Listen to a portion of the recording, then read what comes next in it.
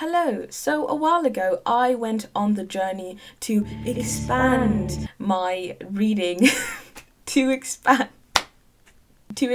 my reading even more than I thought I could. So how that kind of started was that I used to read a lot of literature written by white men. Not consciously, it just happened to be so. And after that realization, I started to read more books written by women and people of color. And then I realized that I was still sort of limiting myself, but this time by reading almost exclusively books that have been written in the past 20 or so years. And so I started looking for more classics written by people of color. So one category I was looking at was African American literature. And some of the first few authors that you meet there are Toni Morrison, James Baldwin, Audre Lorde, and then if you dig a bit deeper, you get people like Ralph Ellison, Zora Neale Hurston, etc., etc. One thing one of my subscribers pointed out was that not a lot of African American literature from the 19th century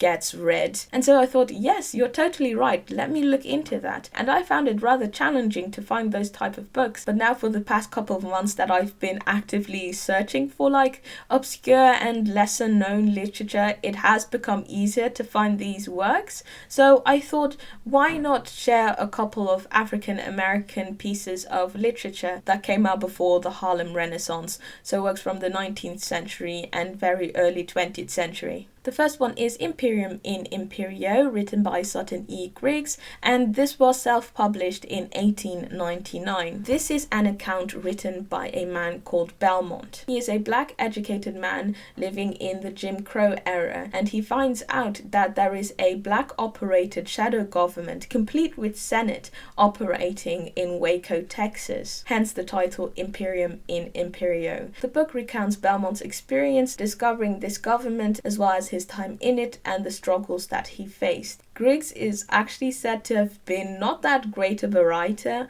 However, this book has been a very important piece in African American literature. So I'm actually very interested in seeing how this book pans out. Did I do a very good job of promoting this book?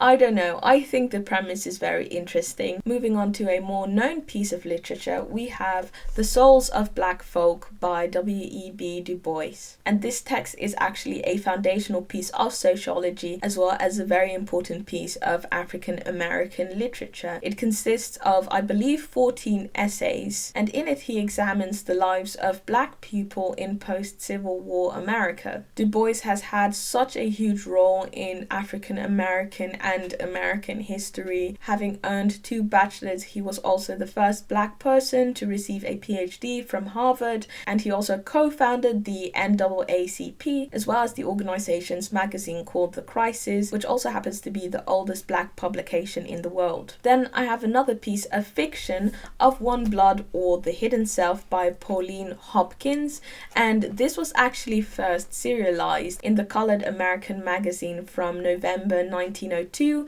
until January 1903. This book follows the adventures of Ruel, who is an American of mixed race. He's a medical student who really doesn't care about being black or appreciating African history. Despite this, he finds himself on an archaeological trip to Ethiopia. His intentions, however, aren't that pure because he plans on raiding the country for lost treasures. What he finds, however, is far more than what he bargained for. A painful truth about blood and race and half of his history that was never told. And then finally, I stumbled upon this huge paperback, The Portable 19th Century African American Women Writers, and this was edited by Hollis Robbins and Henry Louis Gates Jr. It contains so much work written by African American women. You have works on education and social reform, poetry, drama, fiction, personal accounts of abolition, memoirs, essays, and so much more. It's over 600 pages and such a valuable piece of literature. I can only hope that more people will find out about this book.